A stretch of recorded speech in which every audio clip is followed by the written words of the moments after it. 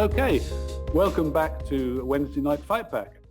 And this evening, William, as a proud Yorkshireman, you're going to be surprised to hear that I'm going to go into bat for Manchester. Good.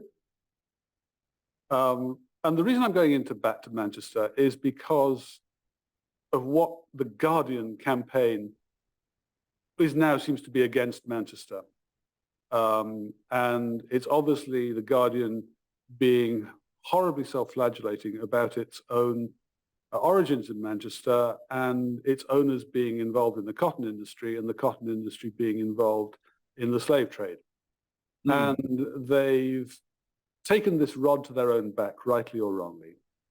But then they've gone to kind of broaden the attack onto the whole of Manchester and their record in the whole West Indian sugar slavery 18th century empire. And I think this is actually an abominable slur on Manchester, because actually Manchester has a fantastically proud tradition, very, very early, of opposing the slave trade. And it deserves to be, it's not the leaders of Manchester, it's the working people of Manchester were in some ways remarkably heroic in what they did. Yes, I agree with you, and the record is there. And if you read about it, industrial workers at that time, late 1700s, very early 1800s, petitioned and campaigned to end slavery. There was a connection, though, Michael, wasn't there, between what are called Manchester goods and the international triangular trade? Oh, for sure. But because Manchester cottons were sold into Africa in order to get the slaves then went over to were shipped over to the US, and they produced, well, not the US, as America as it was, and the cotton came back and managed to produce the goods. So yes, Manchester, the industrial Manchester as an economy, of course, was heavily enmeshed in the cotton business, which meant that it had a heck of a lot to lose. But the point is this, William. You look back to the very roots, the very origins of the abolition movement, and it goes back essentially to 1787, when the Abolition Committee was started. And the key movement was a guy called Tom Clarkson, who I think was no relative that I know of other Clarksons. The modern Clarkson. The modern Clarkson. Tom Clarkson was very interesting guy. He was a son of a quite poor priest. He managed to get a scholarship to go to Cambridge, study divinity. And while he was at Cambridge, he entered the Latin prize, the Latin essay prize. Now, believe it or not, William, winning the Latin essay prize would make your entire career, as obviously you would expect. And the essay question that was set for his year was, can you ever justify slavery? And Clarkson decided he was going to win this, and he did an awful lot of research and delivered this essay, which, was outraged at slavery and said, no, it's got to stop. He won the prize, and later that year, he was traveling on horseback to London, and he came to a place called Wade's Mill, which is still there apparently, and he sat down on the turf, and he had one of these moments of revelation where he said, I've written this essay, slavery is clearly abominable, someone ought to do something about it, and that someone is going to be me. And he then started off this extraordinary career as an activist, going around all the places like Bristol and Liverpool, Manchester, all the cities, and doing two things. One, collecting evidence about the slave trade, and secondly, trying to start abolition movements. The very first year, 1787, he ended up in Manchester. And what happened there was he met some civic leaders, and they said, well, come and preach in our church. And he did, and he preached about slavery, absolutely chock full church, with actually loads of black members there as well, because there were loads of black workers in Manchester at the time. Mm. And as a result of that, in 1787, I keep getting it wrong, 1787, Manchester delivered a petition to Parliament that was signed by 20% of the population. 20%, William. And it was the first petition of its time. And these were signed by factory workers who knew they had a lot to lose. But once Manchester had done that, Sheffield had to do it, even though they were making the chains and the manacles.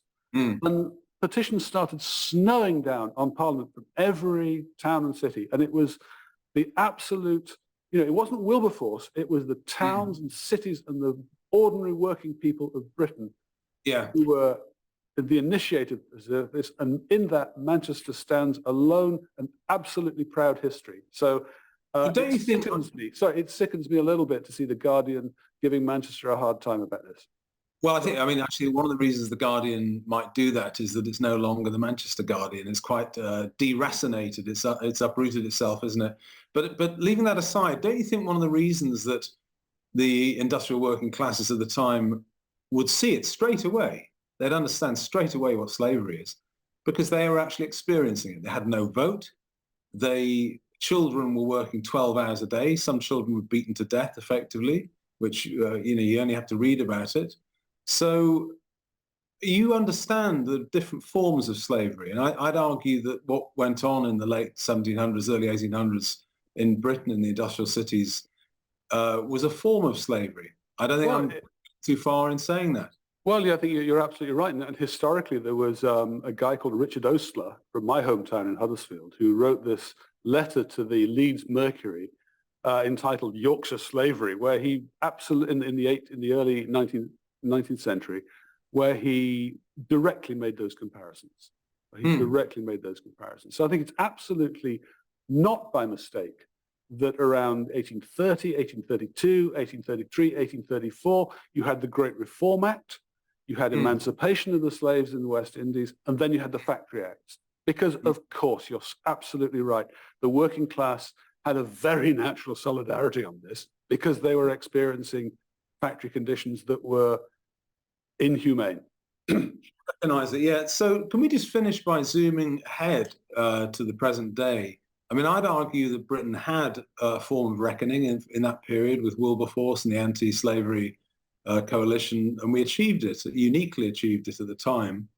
And now you've got a situation where people are calling for things like reparations, and I think even Prince Charles is open to that idea.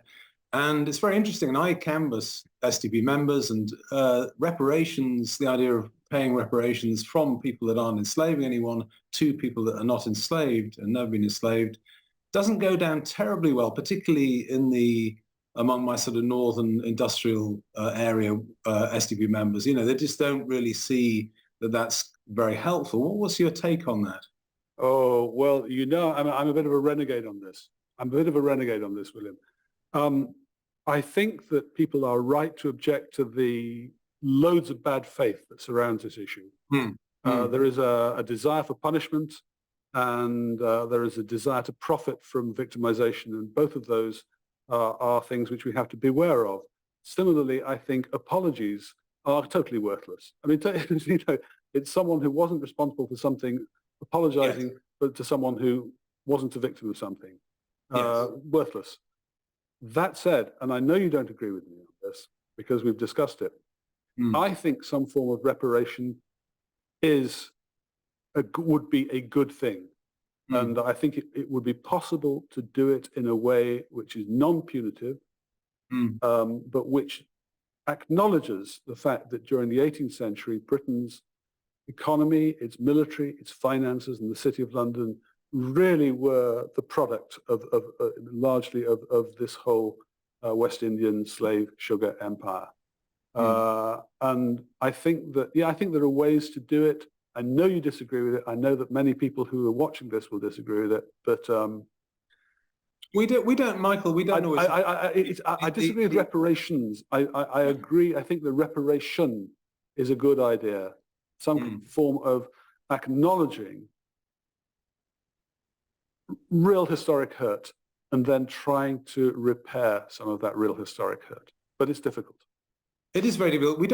I mean, the beauty of these Wednesday night fightbacks is we don't always agree, and we want to get our opinions and discuss these things. I'm skeptical because I don't think once you start this, a lot of it looks like just plain old racial favoritism and retribution, and I don't know where you'd stop it. That's my problem. So I'm skeptical. Well, that's why I say that's why I'm not in favor of reparations. I'm in favor. I have a specific suggestion in mind, which I'm not going to go into here, but it is it would be a reparation which I believe would be effective, would recognise the hurt and the ongoing issues which are around that hurt, and also recognise what Britain is good and great at, and try and extend some of that greatness towards people for whom I think we do owe a historic acknowledgement.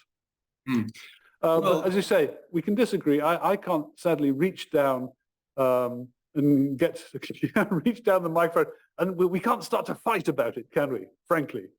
No, I think we just have to agree to disagree on some of these things. I think what we do agree on, which is, let's finish on this, is Manchester, an incredible place. It'll always be uniquely the world's first industrial city. And I think we are totally 100% behind your attempt to pay tribute to its inhabitants in starting off the campaign to abolish slavery. So I think let's end there. Well done, Manchester, from a Yorkshireman. Thanks, Michael. Okay, cheers.